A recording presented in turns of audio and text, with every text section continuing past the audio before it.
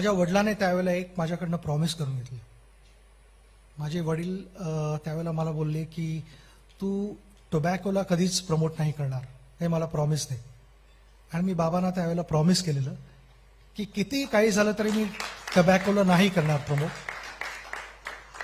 आत्ता तुम्ही ते डिस्कस पण केलात की 96 मध्ये माझी बॅट ब्लँक होती, माझ्या बॅटवरती स्टिकर नव्हते. ते माझ्या बॅटवरती 2 वर्ष नव्हते स्टिकर्स. मला टोबॅको कंपनीजने अप्रोच पण केलेलं, मोठ्या रक्कम माझ्यासमोर ठेवल्या होत्या. इनफॅक्ट ब्लँक चेक पण ठेवलेला मग पुढे की जे काय वाटतं ते तू भर, आमची तयारी आहे.